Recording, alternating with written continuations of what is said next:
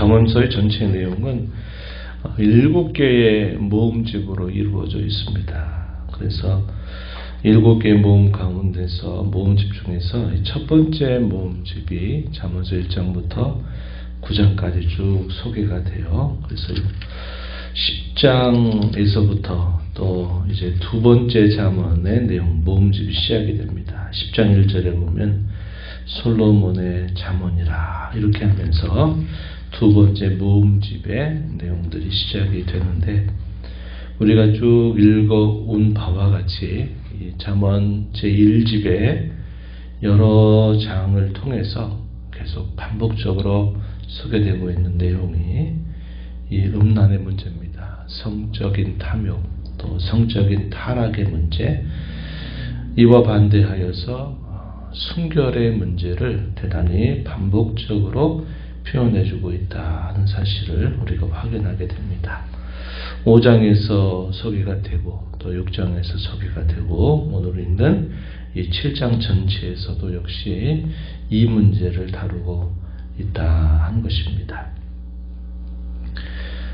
당시 고대 근동 사회에서 우리가 많이 살펴보는 것처럼 고대 근동의 종교들은 결국 풍요의 신이죠. 그들이 먹고 사는 일에 있어서 풍요를 가져다주는 신들을 섬깁니다. 그래서 우리가 잘 아는 바알과 아세라, 아스돗 이런 신들은 풍요를 가져다주는 신이다. 그런데 어떻게 해서 풍요를 가져다 주는가? 남신과 여신이 서로 마치 성적인 관계를 맺어서 그 열매가 결국 풍요로 나타난다. 이런 식의 신앙을 가지고 있었단 말이죠. 그러다 보니까 이스라엘 백성들에게 주신 이 여호와의 종교는 전혀 그런 것과 상관이 없는 종교일지라도 이스라엘 백성들이 들어와 살게 된 이 가나안 땅의 종교도 그러하고 주변의 많은 종교들이 역시 그러한 식의 종교를 하다 보니까 종교 가운데서 이런 성적인 문제가 다루어지게 돼 있는 겁니다. 그런데 이것이 문제로 여겨지는 게 아니라 오히려 그들의 종교의 한 의식으로서 이런 일들이 계속 자신들의 신전에서 반복되는 일이 있었다 이 말이죠.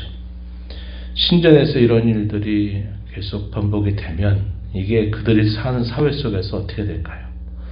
이런 것 자체를 문제로 삼는 일이 없는 것입니다. 그래서 이러한 그들의 종교와 신앙 때문에 이 신전의 창기들이 상당히 많았단 말이죠.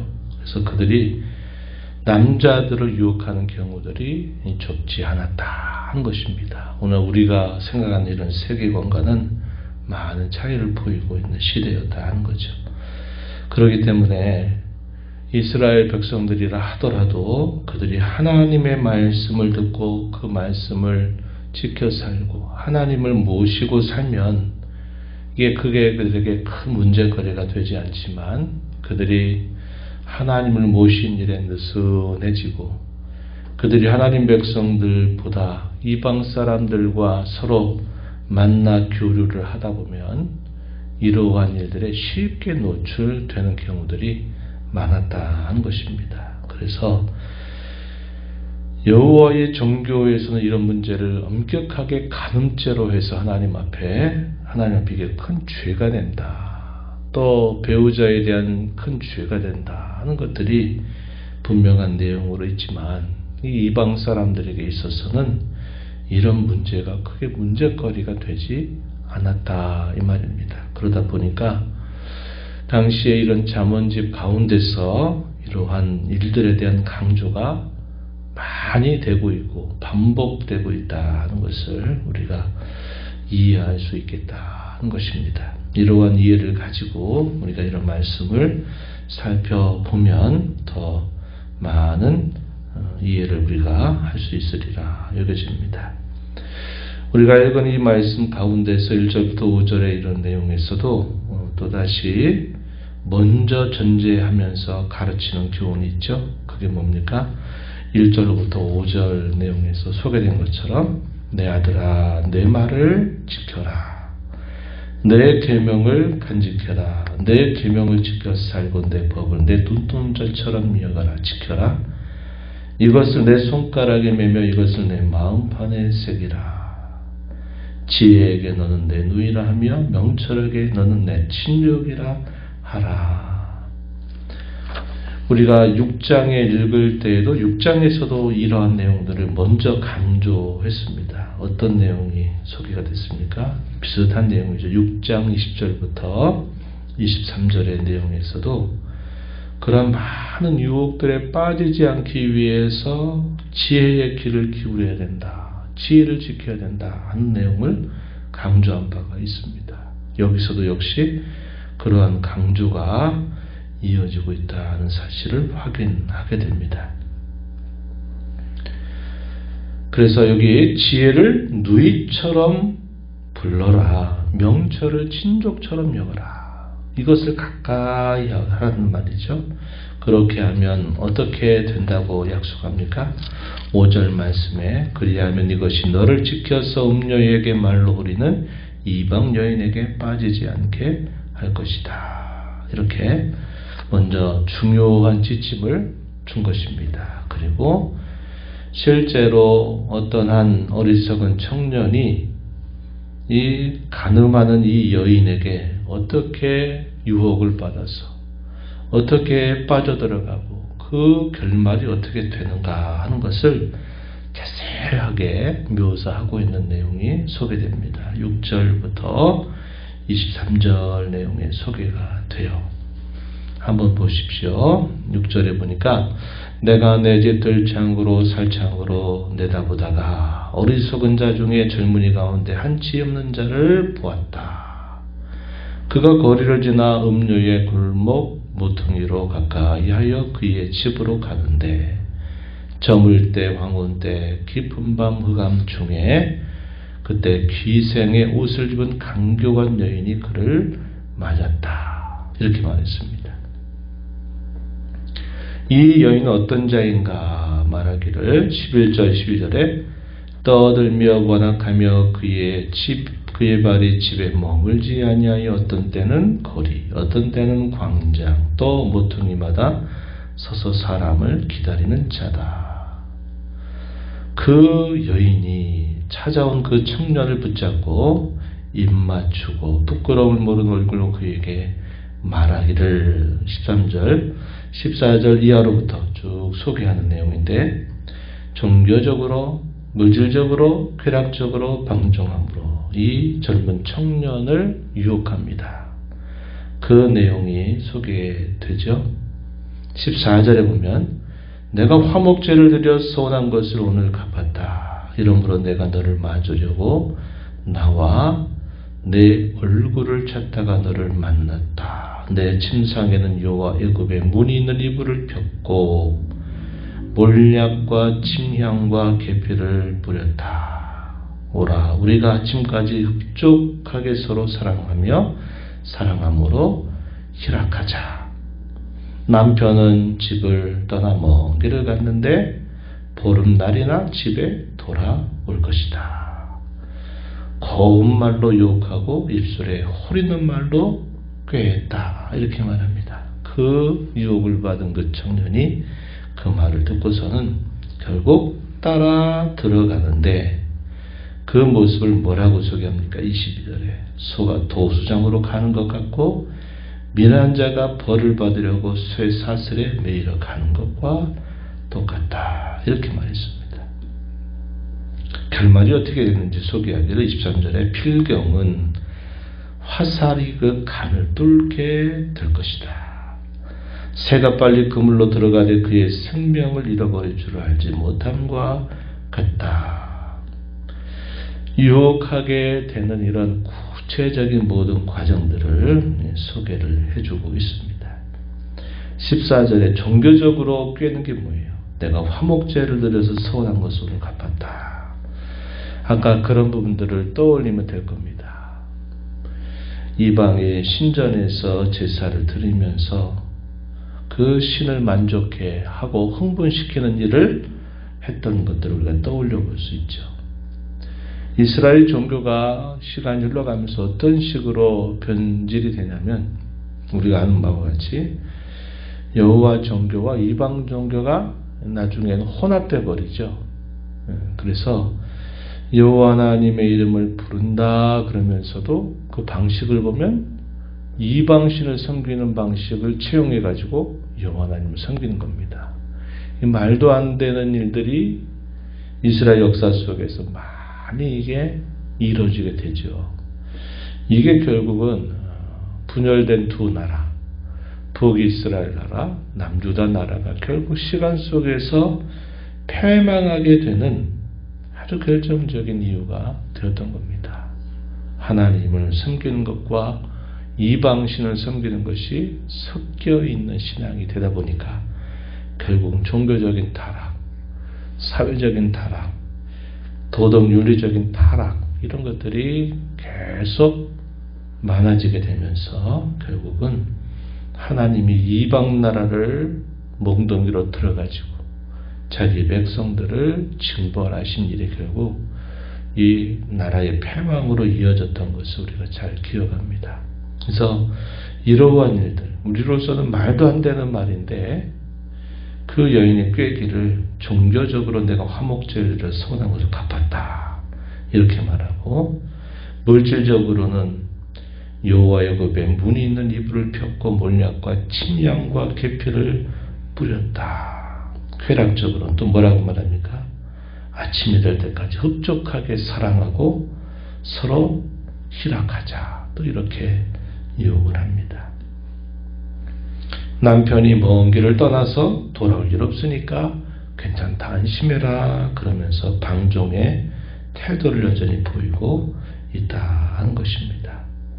그래서 이렇게 되면서 결국은 그의 인생의 결말은 돌이킬 수 없는 결과를 맞게 된다. 이렇게 엄숙하게 경고를 하고 있다는 것입니다.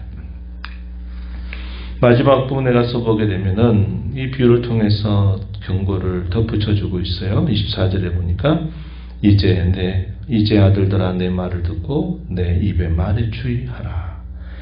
내 마음이 음녀의 길로 치우치지 말며 그 길에 미혹되지 말아라. 이렇게 그에게 죽은 자가 허다하다 이렇게 말합니다. 그의 집은 수월의 길이고 사망의 방으로 내려간다. 이렇게 결말에 대하여 엄숙하게 경고를 해주고 있다는 겁니다. 이 지혜자는 오랜 경험을 통해서 그걸 본 거죠.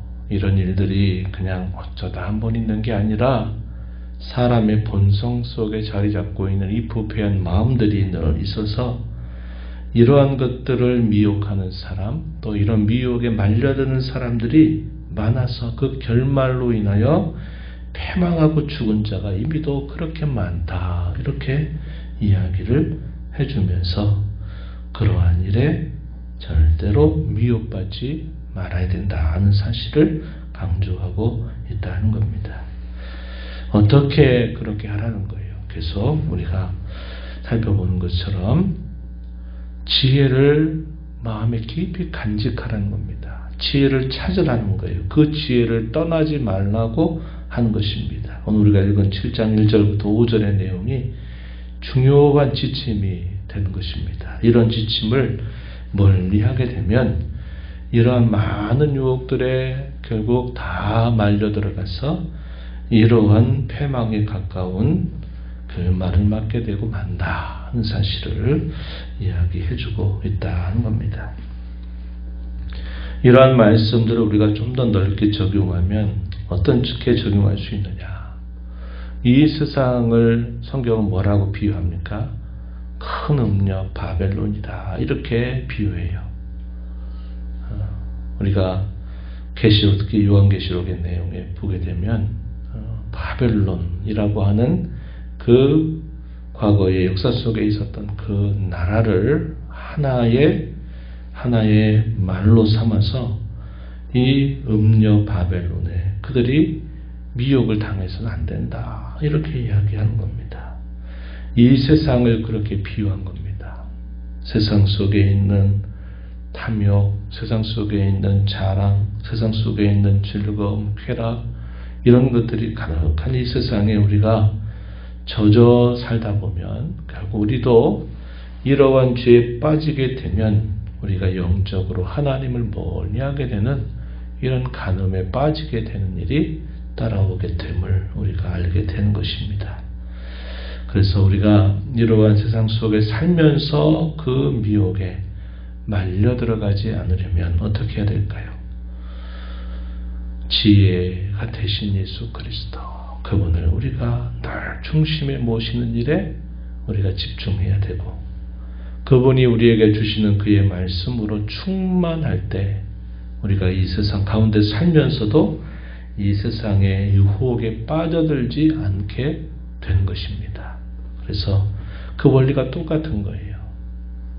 우리가 이 땅에 살아가면서 이 세상을 사랑하면 아버지 사랑이 그 속에 있지 않다 하셨던 말씀처럼 이 세상에 있는 것들이 육신의 정욕과 목의 정욕과 이생의 자랑이다 라고 우리에게 알려준 말씀처럼 우리가 이 세상에 살면서도 이 세상에 속하지 않고 이 세상의 여러 많은 미혹들로부터 승리할 수 있는 길은 그리스도를 모시고 사는 삶, 그의 말씀으로 충만한 삶을 살아가는데 있다는 것을 기억하면서 오늘도 우리에게 주신 말씀을 굳게 붙들고 생명의 길, 복된 길 잘 걸어가는 저와 여러분이 되기를 바랍니다. 하나님 아버지 감사합니다. 이 새벽 시간에도 저희들을 깨워주시고 오늘도 말씀을 통해서 저희를 교훈해 주심을 감사합니다. 당시의 고대 근동의 종교에서 이런 성적인 문제가 오히려 종교적인 의식으로 도용이 되고 이러한 일들로 인해 사람들이 그러한 일들에 대한 기준이나 윤리와 도덕이 참 희미했던 그때에 하나님의 백성들이 늘 그런 유혹에 빠져서 그런 죄에 빠져드는 것을 늘 조심해야 될 것을 엄숙히 경고하는 말씀을 저희가 함께 읽었습니다. 그렇게 하기 위해 무엇보다도 지혜를 지키고 지혜를 간직하고 지혜를 떠나서는 안 된다고 권면을 했습니다. 오늘 저희가 그리스도인으로 살아가는 이 세상은 큰 음녀파의 눈과 같은 세상이라고 저희가 알려주시며 이 세상에 빠져들지 말아야 될 것을 저희들에게 늘 말씀해 주십니다. 우리 안에 계신 주님을 모시고 사는 것, 주께서 주신 말씀으로 충만한 삶을 살아가는 것만이 우리가 이 세상을 살면서도 이 세상의 죄에 빠지지 않는 삶을 살아가게 하는 것을 알게 됩니다. 오늘도 이런 말씀을 마음에 간직한 자로 주 앞에 살아가는 저희 모두가 되게 하여 주옵소서. 은혜의 보호자 변화와 아버지 은혜를 구하는 모든 심령들의 간구를 응답해 주시기를 바라옵고 예수님의 이름으로 기도하옵나이다. 아멘.